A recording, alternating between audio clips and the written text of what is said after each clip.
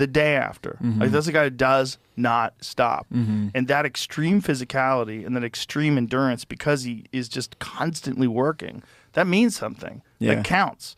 If you take months off, you take, you know, like this was the thing that I was thinking about with John Jones. John Jones said he needed 6 months to prepare for Aspinall if he's going to fight Aspinall. So they were trying to make a deal, and then he decided to retire. But it's 6 months because he's not training, like, at all. Like, he just doesn't train. Like, in between fights, just doesn't train. Yeah. Which, to me, he used to do that a lot when he was younger, too, which is, I always thought was crazy. That is crazy to me. I always saw guys do that, like, when I was in my 20s, and, like, I would watch these really big fighters just not train unless it was a training camp time. And I'd be like, fuck that. I'm never being that way. I don't know, man. That's like a really weird one to me, but I don't want to bash it too bad because I do know a lot of guys that do that. But look at John, greatest of all time. Yeah. It's like, how did he do that? I really He's don't that know. Talented. I don't know how that works. Like, I want it to make sense in my head that, like, the harder you work, the more shit you'll get from it, you know, which is, like, true to an extent. But then you have, like, these weird outlier guys that maybe have something more figured out than me that I don't have figured out or whatever. But I mean, that to me is like completely unacceptable in my head. Like, I think that I really hate when people say that they want to be something and then they don't do any of the actions to like actually do that thing that they're saying that they want to be. Right. So I don't get to walk around being like, yeah, I'm going to be a world champion. I want to be a world champ real bad, and then not do any of the fucking actions, you know? Right. Like, then I'm just a stupid person, you know? Well, I think John is just so fucking talented that he could pull that off. Yeah, and probably. That's the outlier. Mm-hmm. It's like he was just so good. He was so good. He could do it. He could party and still fuck guys up. Like what he said to Cormier at the press conference for the second fight. Yeah. I beat you when I was on coke. Okay, I know. I saw that video the other day. This is the thing when guys are that talented, there's so much like they're playing with their food essentially until, you know, like I always point to with John the first Gustafsson fight, which by all accounts he didn't train.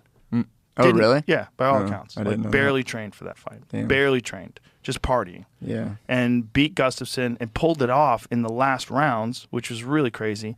But then comes back in the second fight and is like, okay, motherfucker, now we're trained. And just destroys him. Just runs right through him. Which god does he worship? Yeah, I know, right? And then like start going to that church. Well, I think it's just talent, man, and it's also genetics. Like both of his brothers are super athletes. Yeah, you know, he's just a phenomenal specimen, and then he's got a great mind for fighting. It's you can't discount his in-cage IQ because it's fucking phenomenal. I do think two people have different wired brains too, where some people need like cool down time. Well, it's just becoming wiser too. You know, that's why, like, when you see that John Jones thing, I'm sure you saw the police cam. Did you see that? I did recently. I didn't know if it was old or no, what. It's a new one. Like this week? Yeah. That's a new one. He's drunk on the phone talking to the cops, and you're like, oh, no. Yeah, I don't know the details of it. Was he driving the car? Who knows? Yeah, the girl in the car said he was driving. The car was wrecked, and John was gone, and she ratted him out. John Jones did it. And then John's on the phone with the cops, and allegedly he threatened the cops when he was on the phone, which is not good. Yeah, not good. And he's already got a history of running from accidents. Yeah. I hope he gets whatever that is. I hope that he figures it out, you know? Yeah, I hope so too, but you know, it is what it is. Yeah, some people they like riding the lightning, bro.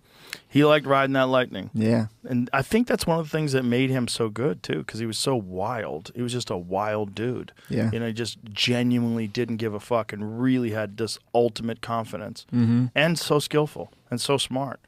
But eventually, you know, one more drink, then like that, and then your body's just like not what it used to be. Yeah. And Aspinall is a fucking beast, man. Yeah. I know there's a lot of questions, never been out of the first round, a lot of questions, but never been out of the first round because he fucks everybody up in the first round. Like, that's a factor. Yeah. You know?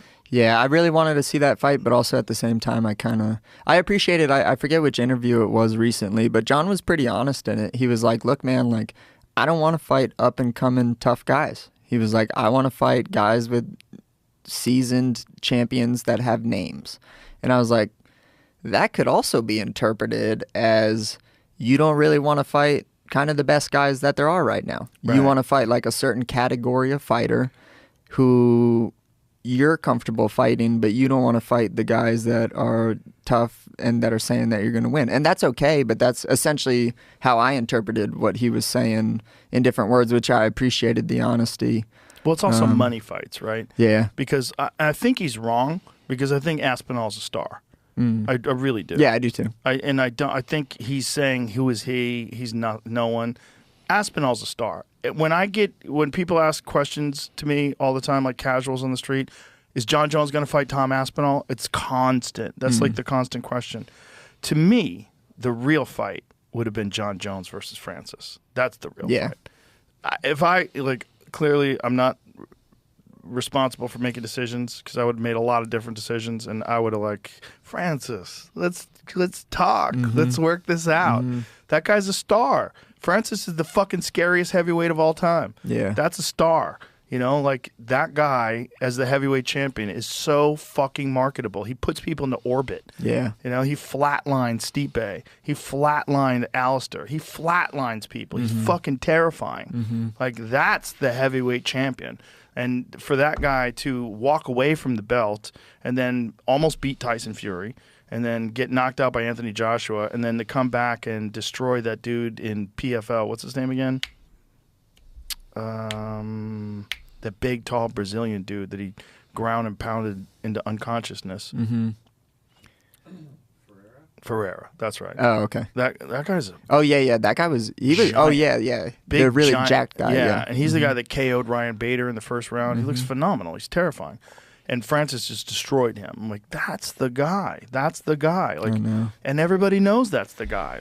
That's the fight that's the big fight. It's a shame when that shit happens in the sport, dude. It's the worst. I hate it. I see it happen all of the time, and I can't help but think a lot of it is hopefully it's just maybe money business stuff, but I think that some of it is ego, and that's kind of what I try to just drift away from. Yeah. My philosophy on winning the belt has always been, if I can't beat whoever it is, if it's like a number 10 ranked Umar, or if it's a number 2 ranked whoever, if I can't beat that person, then I don't deserve the belt, and I don't think that I should get it. It clearly doesn't represent what it represents if it doesn't mean that I beat all the best guys on the way to doing so. Right. Not everyone really has that philosophy, and I get it, because once you start involving money, and then money is taking care of your family, which is what, is kind of an excuse to be greedy sometimes for people. It's just never really been my philosophy, and I think that it's kind of a shame when that stuff happens, because in my head we're doing two things. We're seeing who the best fighter in the world is, and we're getting people to watch so that the fans can appreciate something that I find to be the most loved thing in my life, next to my wife, So, I don't know. I think it's a shame when that shit happens, especially when it's like an ego thing. But also at the same time, I don't really think that that's too much of what John Jones is doing. I'm more speaking in terms of what I kind of see in other people. I think John Jones also has to have some level of awareness around Tom's a young guy, and we age, Yep. We age, and that's okay. John's not a natural heavyweight either. That too. I mean, John still could make 205. Yeah. Yeah, even in his heavyweight fight, he looked like a little soft. Yeah, a little soft. And 240 and a little soft is, think about how much Pereira cuts, right? He could cut that weight. He could still make 205 and might still be the champ at 205. Yeah. Which is kind of wild. Yeah. And Tom Aspinall ain't making 205. That guy's fucking huge. Yeah. Ngannou is not making 205. Francis would cut to get to 265 natural. Sure.